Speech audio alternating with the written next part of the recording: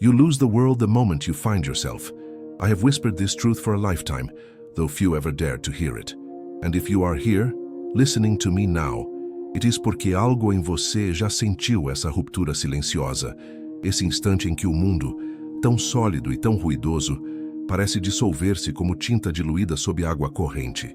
Perhaps you have felt it too, the strange ache of realizing that the more clearly you see yourself, the more faint the world becomes, as if reality were only a mirror losing its reflection. I speak not as a philosopher seated above humanity, but as a man who spent his life observing the fragile tremor of human intention, the subtle dance between shadow and light. I speak as one who has watched the mind break itself open in the search for meaning. And in that search I discovered something unsettling. The mysterious, the intuitive, the spiritual among us do not abandon the world. The world abandons them the moment they awaken. If you are one of them, you already know this sensation. You walk through crowds yet feel uncrowded.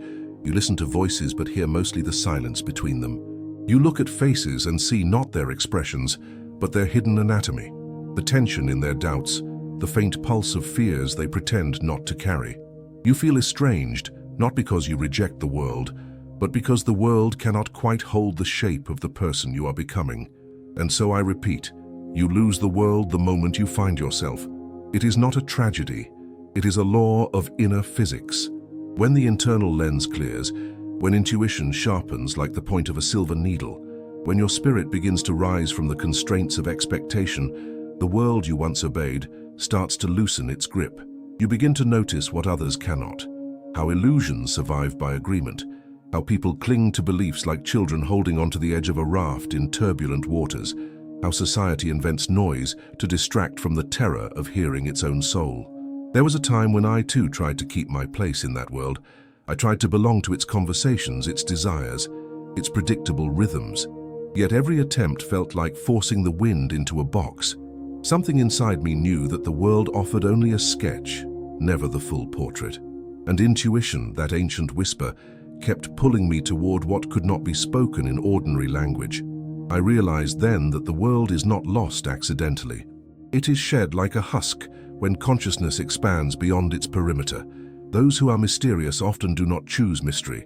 Those who are intuitive do not claim superiority. Those who are spiritual do not seek elevation.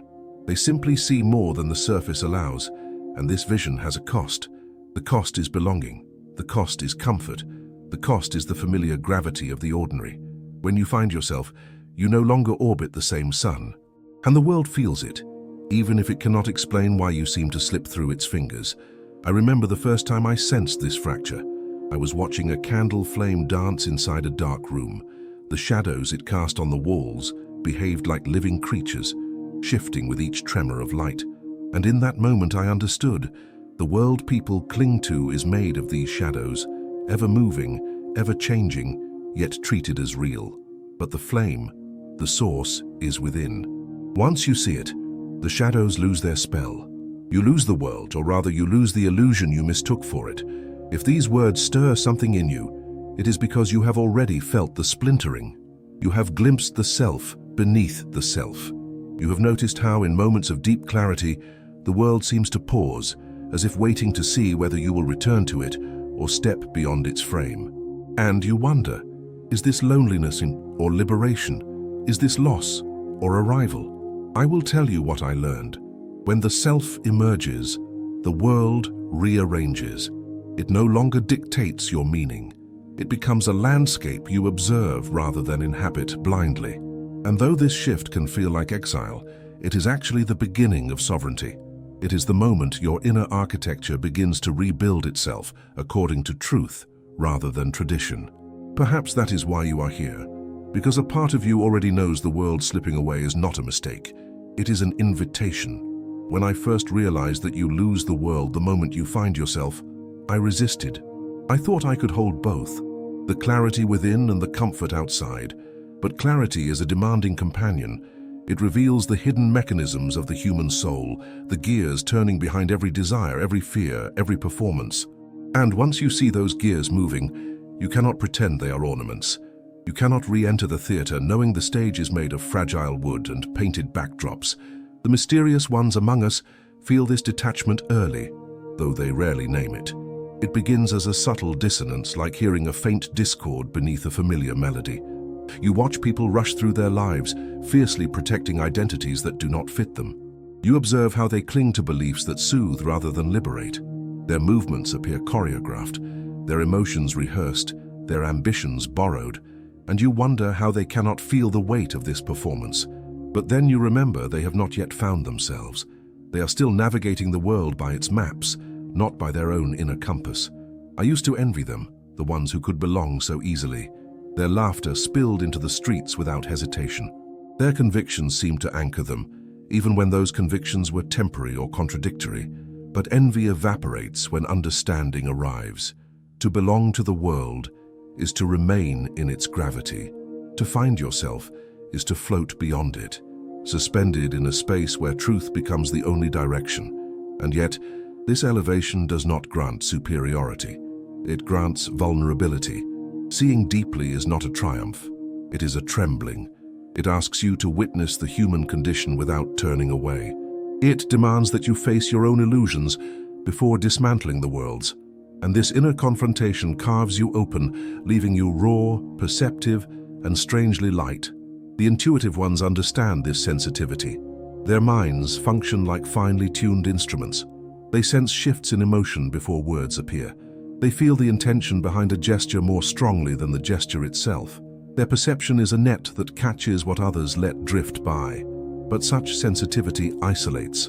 You begin to feel like a foreigner in your own era, as if you were designed for a world that does not yet exist. There were nights when I felt this so intensely that I wandered through silent streets, studying how lamplight sculpted the darkness.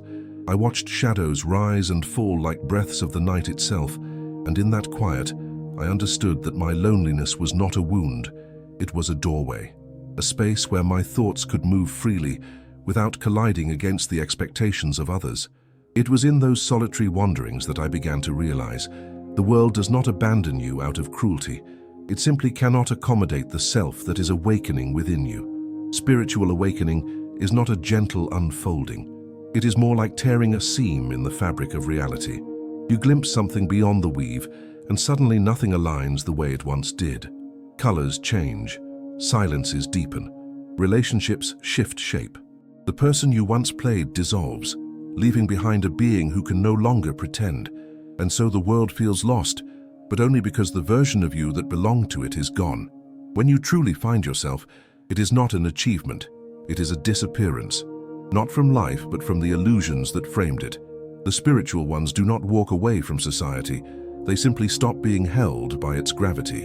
And society notices. It feels your quiet refusal to participate in its illusions. It senses that you see through the masks, the performances, the frantic striving. And so it labels you distant, strange, enigmatic. But mystery is not who you are. It is how the world interprets your freedom. There is a peculiar beauty in this misinterpretation. When people cannot understand you, they begin to project their own shadows onto your silence. They call you unpredictable when you are simply aligned. They call you complicated when you are merely honest. They call you detached when you are profoundly connected to something they cannot yet perceive. And in these reactions, you witness the architecture of their fears more clearly than they ever will. I learned to stop apologizing for this distance. I learned to observe without absorbing, to listen without shrinking, to feel without drowning. Because the moment you find yourself, the world becomes both smaller and more luminous. Smaller because you see its illusions.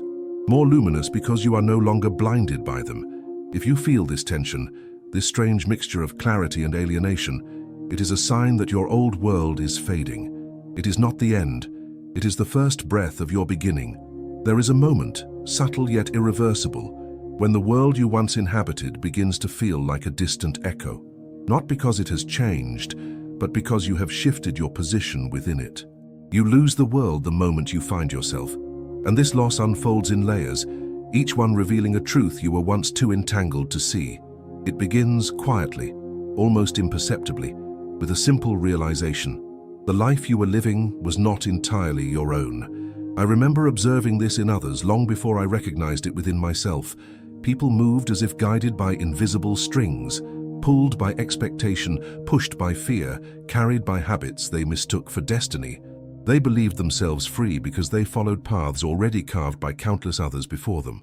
Their steps were confident, but their direction was inherited, and those who dared to question the path were treated not as seekers, but as anomalies. If you have ever felt like an anomaly, know that you are not broken. You are simply awake in a world that is still sleeping. The mysterious ones feel this awakening like a slow burn behind the ribs, a soft but persistent pressure, urging them inward. Their minds drift toward questions others avoid. Their hearts move in rhythms that do not fit the collective pulse. They sense truths that have no language yet, glimpsing ideas that flicker like fireflies at the edge of perception. And while others chase noise, they listen for the faintest tremor beneath silence. When I was young, this made me restless. I felt like a stranger among those who were comfortable with the surface of things. I searched for patterns in places others overlooked, the way light curved around a stone, the hidden tension in a smile, the architecture of a lie. My curiosity was not a choice. It was a hunger as instinctive as breathing, and yet this hunger separated me from those who preferred the safety of certainty. But finding yourself demands that you question certainty. It requires dismantling the beliefs you inherited long before you had the wisdom to choose them. It forces you to turn your gaze inward into the chambers of your mind, where fragmented memories cling to half-formed meanings. And as you begin this excavation, you discover that the world outside grows quieter. The noise that once held you dissolves, leaving only the contours of your own awareness. The intuitive ones know this dissolution well. Their perception cuts through illusions with surgical precision. They can sense dishonesty not in words, but in the subtle tremor of breath between them. They recognize emotional truths others bury. They see the architecture of human intention, the tension in gestures, the fractures in conviction. This clarity is not comfortable. It is a scalpel that reveals what most people prefer to keep hidden. And what do you do with what you see? You carry it. You carry the weight of understanding, the burden of seeing others not as they pretend to be, but as they are. You carry the ache of knowing that many people fear the very freedom they claim to seek. And in that burden, you begin to step back, not out of arrogance, but out of self-preservation.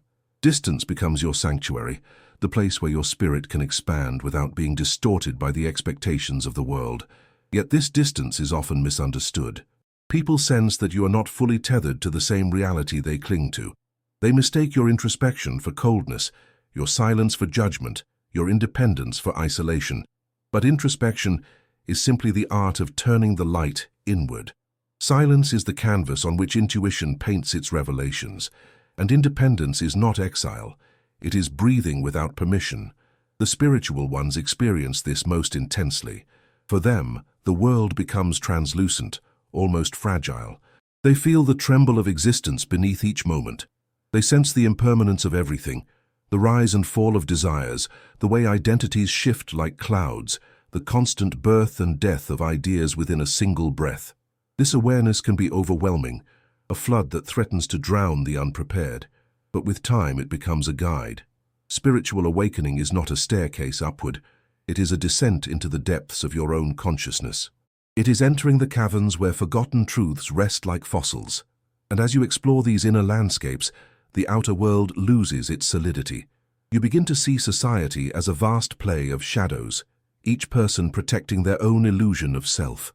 You recognize that most conflicts are collisions of fear disguised as certainty, and you realize that the world you are losing was never truly yours. It was a version you adopted to survive.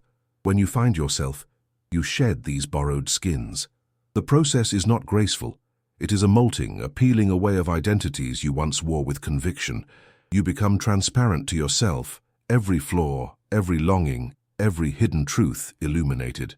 And in this clarity, you understand why the world must be lost, because you can no longer betray the person emerging within you.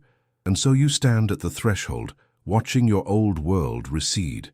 There is grief in this, but there is also a quiet liberation, a sense that you are finally stepping into your rightful dimension, the dimension where truth is not feared but followed. There comes a turning point, subtle yet seismic, when the truth you tried to outrun finally catches you. It arrives not with thunder but with a quiet inevitability, like a shadow returning to its source. And in that moment, You understand with startling clarity. You lose the world the moment you find yourself, not because the world rejects you, but because the world was never designed to hold the fullness of who you are becoming. I did not understand this at first. I mistook the unraveling for failure. I thought that drifting away from the familiar meant I was somehow losing my place in life. But nothing was being taken from me. Something was being revealed. The more I looked inward, the more the world outside began to feel like a collection of painted facades. Beautiful, yes, but hollow, if mistaken for truth. And so I stepped back, not in rebellion, but in awakening. Those who are mysterious experience this shift as an internal rebalancing. The identity that once clung to their roles, their titles, their expected behaviors begins to dissolve. Their presence becomes fluid, no longer confined to the narrow corridors of social expectation. People sense this fluidity and label it enigma. They feel unsettled by someone who cannot be categorized, someone whose essence does not fit neatly inside the boxes society prepares. But mystery is not concealment. It is transparency at a frequency others are not yet attuned to. Intuitive individuals feel something different, more precise, more piercing. Their perception sharpens until every encounter becomes an anatomy lesson in human nature. They notice contradictions others overlook. They sense when words and emotions diverge. They see the tension carried like invisible threads beneath a person's gestures, and while this clarity is a gift, it is also a heavy mirror. It reflects not only the world, but the truth of one's own inner fractures. To find yourself is to become unbearably honest, and honesty has a way of collapsing illusions that once held your life together. You stop pretending that certain relationships nourish you. You stop participating in conversations that drain your spirit. You stop sacrificing your inner truth for outer acceptance. And with each refusal, each quiet boundary, the world's grip on you weakens. You feel yourself drifting, not aimlessly but freely, like a feather released from its old gravity.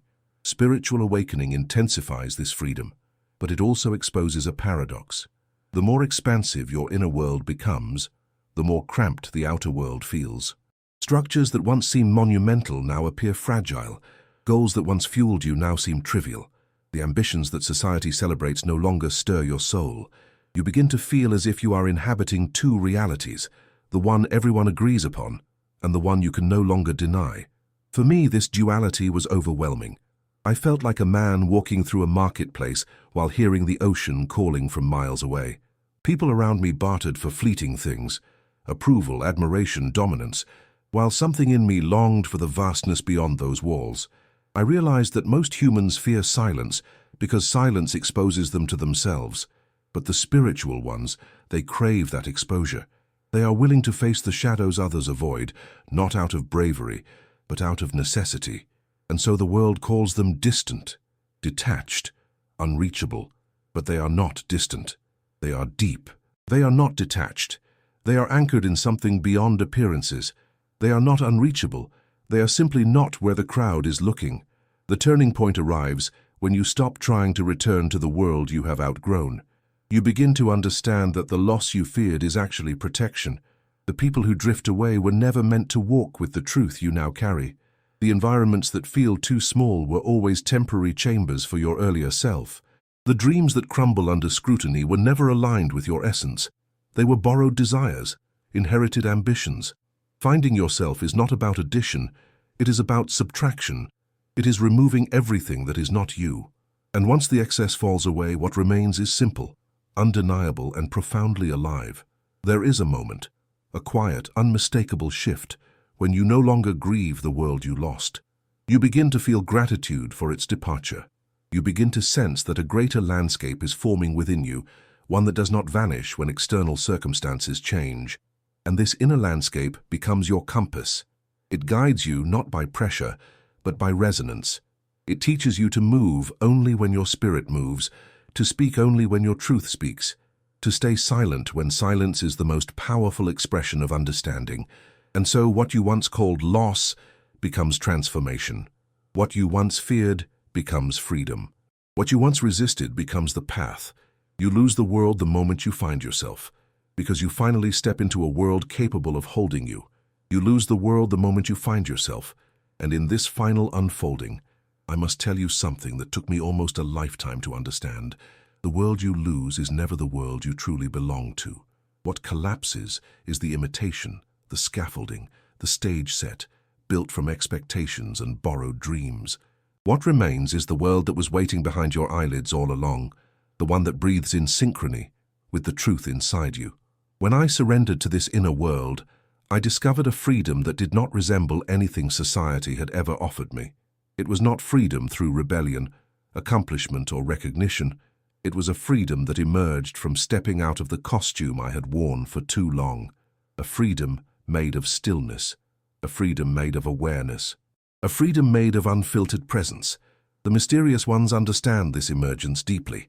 They know that awakening is not a rise, but a return to the quiet intelligence that has always pulsed beneath their thoughts. To others, they appear to evaporate from the patterns of ordinary life. They speak less, move differently, listen with the entire architecture of their minds. Their silence is not emptiness, it is depth. It is the spaciousness required for truth to breathe. And the intuitive ones, those whose perception slices through pretense like a blade through silk, experience awakening as a profound reorientation. The world used to feel loud, chaotic, crowded with demands that scraped against their sensitivity. But once they find themselves, external noise becomes irrelevant. Their attention shifts inward, drawn not to distraction, but to meaning. They no longer try to decode others to feel safe. Instead, they feel anchored from within, as if discovering a new gravitational center. For the spiritual ones, however, this shift is something even more radical. It is a dissolution of boundaries, a widening of consciousness that makes the ordinary feel strangely translucent. They start to sense the impermanence of every moment, the way emotions form and dissolve like waves, the way identity changes shape without warning. They no longer cling to anything, not even to the self they have just discovered. Awakening teaches them that everything is in motion, even the truths that feel eternal. And this is where the paradox reveals itself. Finding yourself does not give you something to hold on to. It frees your hands from everything you were ever holding. The world you lose is the world that asked you to negotiate your essence. The world you gain is the one that aligns with your expanded vision. But this transition can feel like death before it feels like birth. You may feel suspended between versions of yourself, the one dissolving and the one emerging. You may feel disoriented, weightless, untethered. Yet this disorientation is not a sign of loss. It is the recalibration of your soul. There was a moment in my life when this truth struck me with such clarity that it stole the breath from my chest. I was studying the anatomy of a bird's wing, tracing the delicate bones hidden beneath its feathers, and suddenly I understood. Flight is not achieved by adding weight, but by removing what hinders movement. The bird rises because it has learned the art of letting go. And I realized then that consciousness too takes flight only when it releases the world it once clung to. You lose the world the moment you find yourself, because you finally become light enough to rise.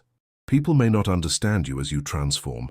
They may reach for the older version of you, the one who once fit neatly inside their expectations. But you will feel an unshakable truth within. You cannot shrink back into a form you have outgrown. Your spirit will no longer bend to accommodate the illusions of others. You will no longer betray your awareness to maintain comfort. And though this separation may feel like solitude, it is the birthplace of sovereignty. What awaits you beyond this separation is not isolation. It is intimacy. Intimacy with your own nature. Intimacy with existence itself. Intimacy with the quiet intelligence that shapes every unfolding moment. You will learn to walk through life, not as a character in a play, but as a witness to the intricate dance between shadow and light. You will become both the observer and the canvas, the question and the answer, the seeker and the discovered. And when the world sees you shift, it may call you different. It may call you distant. It may call you strange.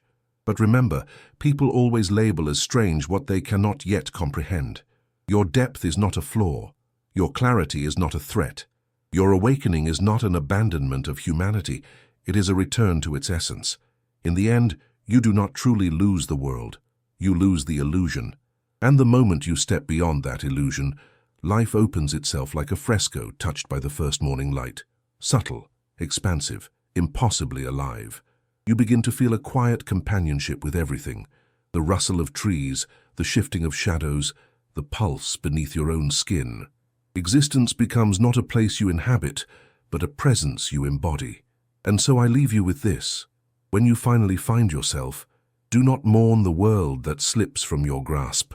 Let it fall away like old pigment from a restored painting. What emerges beneath is the original image, the truth that has been waiting for centuries for you to see it. You lose the world the moment you find yourself, because only then do you finally return to the one that was always yours.